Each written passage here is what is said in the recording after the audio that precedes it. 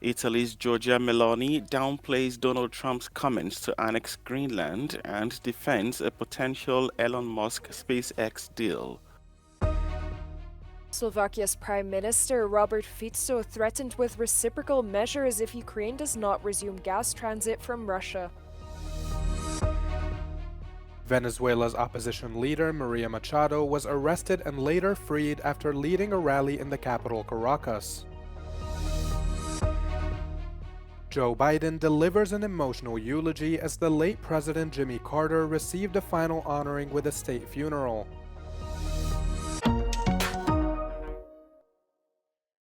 Italian Prime Minister Giorgia Meloni on Thursday tried to downplay Donald Trump's comments to annex Greenland, an autonomous territory belonging to Denmark, an EU member state. Meloni said that she thinks that the US, under the incoming Trump administration, will not use force to annex Greenland and Panama. Io penso che le dichiarazioni di Trump siano più un messaggio ad alcuni grandi player, alcuni altri grandi player globali, piuttosto che rivendicazioni ostili nei confronti di quei paesi. In recent days, Meloni met with Trump at his residence in Florida. She denied reports that whilst there, she discussed the Starlink communication system with Elon Musk, whom she enjoys a close friendship with. Con SpaceX è che è privato o sono le idee politiche di Elon Musk? Perché io non faccio favore agli amici, ma neanche accetto che persone, diciamo, che non sono d'accordo o anzi che hanno buoni rapporti con me, a persone che hanno buoni rapporti con me venga appiccicata addosso una lettera scarlata, neanche questo insomma si può fare. Quindi il tema è oggettivo e oggettivamente e seguendo dei criteri, diciamo, di sicurezza nazionale, perché questo è un tema di sicurezza nazionale, va trattato. If the deal is sealed, SpaceX would provide encryption and communications infrastructure for the Italian government. Slovakia's Prime Minister Robert Fico threatened with reciprocal measures if Ukraine does not resume gas transit from Russia. Speaking at a press conference in Brussels after talks with European Commission officials, Fico said Slovakia could cut off humanitarian aid to Ukraine, stop its emergency electricity supplies, and reduce or withdraw benefits for Ukrainian refugees. Druhým dýchom hovorím veľmi jasne. Ak sa tento problém nevyrieši, vláda Slovenskej republiky príjme v krátkom čase tvrdé recipročné opatrenia. Áno, niekto môže povedať, že to je kruté, čo teraz hovorím, ale kruté je aj to, čo robí Zelenský voči nám a čo robí voči Európskej únie. Je to poškodzujúce, je to kruté. A pipeline that runs through Ukraine used to be one of the 4 networks through which Russian gas flowed to the European Union. Kyiv decided to halt this gas supply as a transit deal signed before the start of the war expired at the end of 2024. In a post on social media platform X, Ukrainian President Volodymyr Zelensky said the decision to halt the transit means Moscow will lose what he says is one of its most profitable and geographically accessible markets.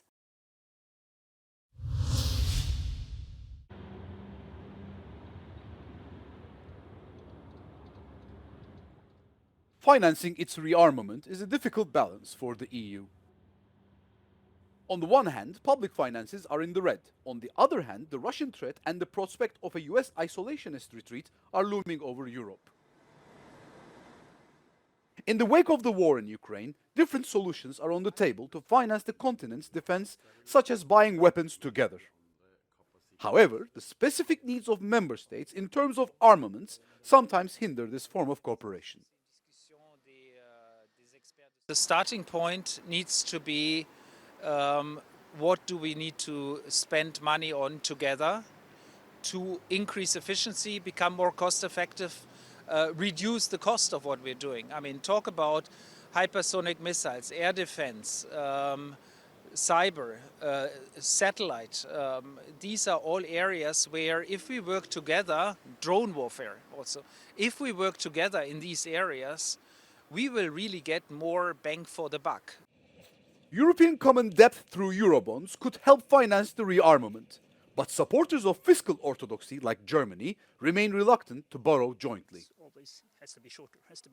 The idea behind more EU joint borrowing is the fact that quite a few member states have problems with their national finances, and here this would be in a way then to use the collective power of the EU as a borrower to make it, in fact, cheaper to borrow money. We have done that in other cases. Some, like Emmanuel Macron, call for buying European in the name of strategic autonomy. Others prefer to place orders elsewhere to reduce costs or delivery times. C'est une question de sécurité aussi, de réfléchir qu'est-ce qu'on achète en européen, puisque bien sûr, ce qu'on fabrique en Europe, on est prioritaire pour le consommer. Ce qui est fabriqué ailleurs qu'en Europe, on n'est pas prioritaire pour le consommer. On a beau signer un contrat, si les conditions changent, s'il se passe quelque chose dans l'Indo-Pacifique ou à Taïwan, les Européens ne seront pas prioritaires. Donc en fait, il faut assurer ses arrières et donc c'est pas qu'il ne faudrait acheter que européen, je pense que personne n'a ça en tête, mais il faut revaloriser peut-être la part de ce qui est européen dans ce qu'on achète. The EU's role in this matter has been and still is limited. Defense remains to be an exclusive competence of the member states. At least 10 people are believed to be dead as wildfires continue to rage in Los Angeles.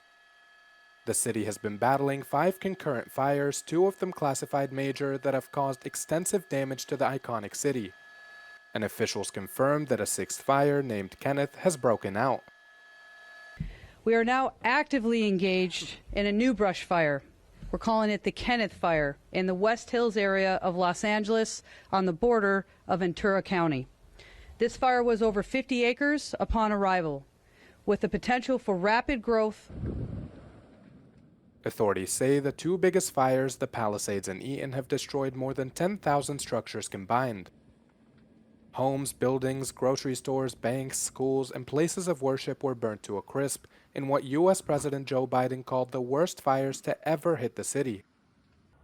Many areas across LA are covered in thick clouds of smoke and ash, further devastating Angelenos. But I've woken up with burning eyes and a sore throat, coughing. I've had friends talk about getting nosebleeds. It's just awful. I'm sleeping in a mask. And the problem is not one that will likely fade soon.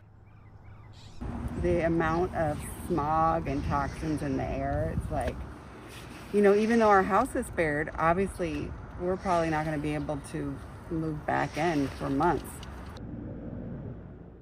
Officials say the Palisades and Eaton fires alone have burnt through close to 30,000 acres of land.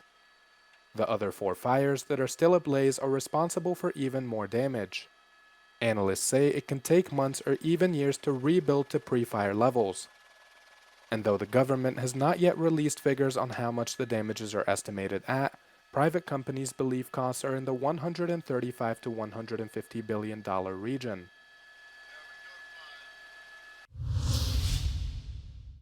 Scientists say the world must find rapid solutions as global temperatures are now teetering on the edge of passing the crucial 1.5 degrees Celsius warming limit. According to the Copernicus Climate Change Service, 2024 was the warmest year on record and the first calendar year where the global temperature exceeded 1.5 degrees Celsius above pre-industrial levels. The limit set by the Paris Agreement refers to temperature anomalies averaged over at least 20 years.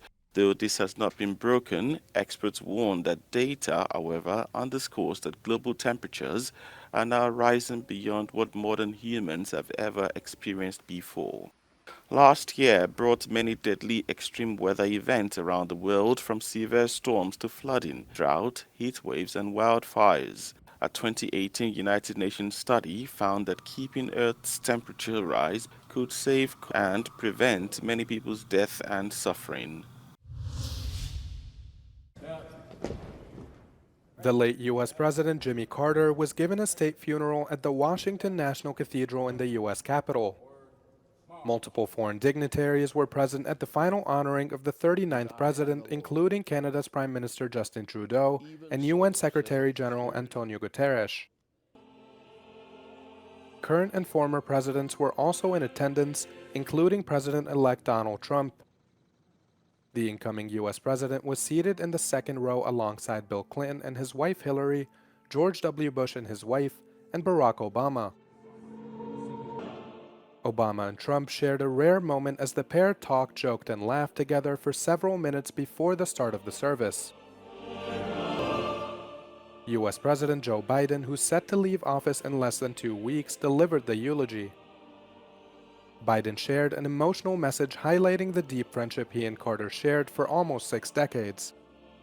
The U.S. President praised Carter for his character and unwavering principles, and celebrated his accomplishments, which he says were heavily discounted. Many think he was from a bygone era, but in reality, he saw well into the future.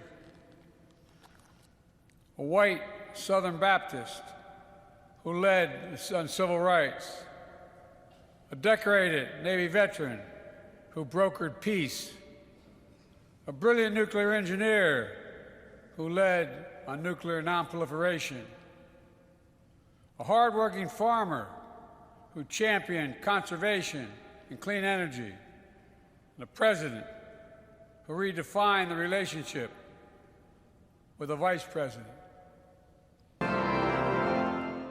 Biden ended the message on a personal note, sharing that he misses Carter, but takes solace in knowing that he'll be reunited with his wife of 77 years, Rosalind. Jimmy Carter's casket was once again loaded on a plane headed to his hometown of Plains, Georgia. The late president, who died aged 100 on the 29th of December, will be given a private funeral with friends and family. He'll then be buried beside his wife in the small town they were born, grew up, lived most of their lives, and died.